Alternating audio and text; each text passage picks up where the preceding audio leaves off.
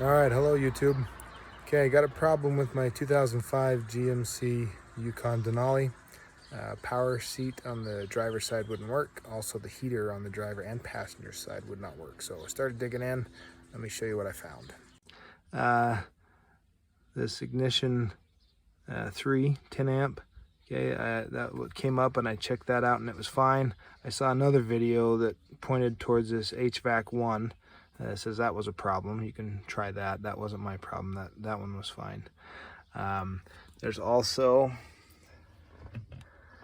this fuse box to the left of the panel, and this 30 amp fuse is called the seat fuse. Okay, you can check that out, and mine was fine.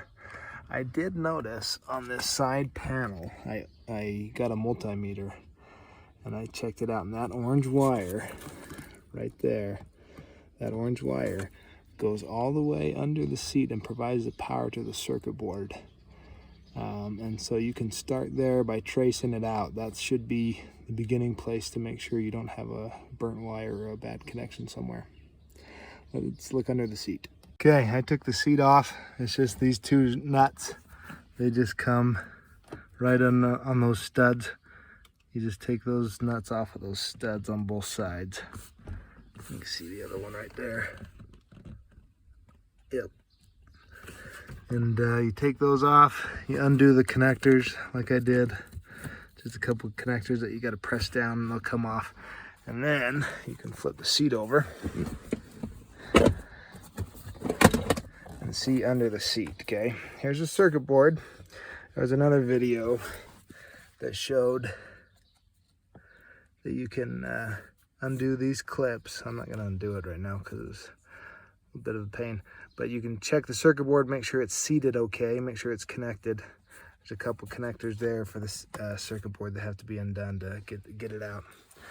All right, let me get down to the issue. So when I undid this front connector, okay, you can see that there is two bigger wires.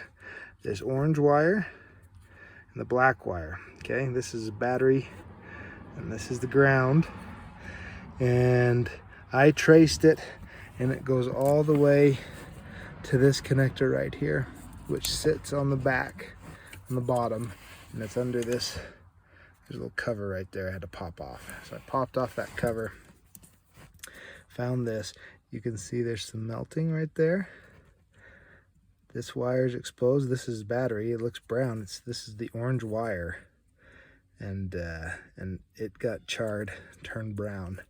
It's on the other side. So what I did is I used my meter, okay, and I ohmed it. It's gonna be hard to hold this and do it, but I ohmed it from one side to the other across the connector. And it was an open circuit, okay? And so something's going on in that connector. I can't get the housing off. I tried. My fingers are getting raw. I think it's kind of melted together internally. So what I'm gonna do is clip this wire and clip that wire and then just splice them together and see what happens. Okay. I went to this connector that was melted. I decided to clip these two wires. I did disconnect the battery, by the way, even still.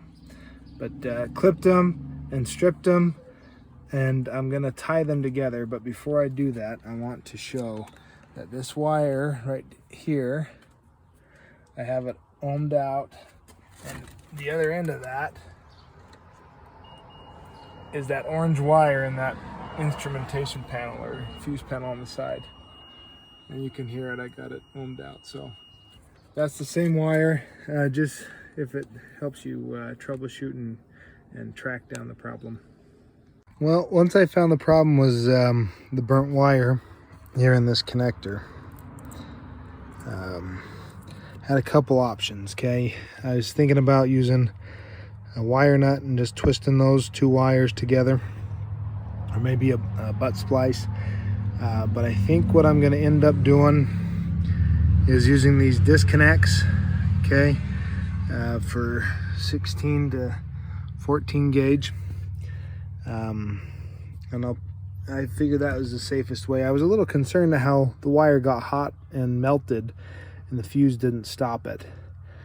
So my concern is if this thing heats up, I don't want it to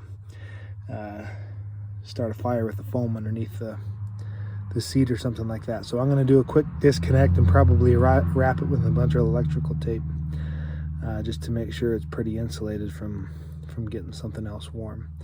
But there are other options to do it. Just make sure whatever you choose is safe, because if it was getting hot before, there's a chance it could get hot again. Have the disconnects on each side.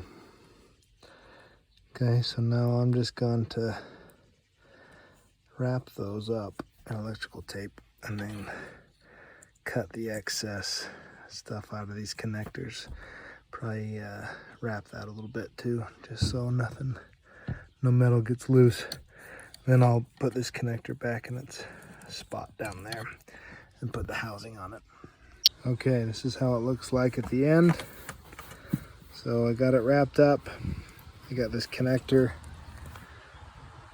back in place.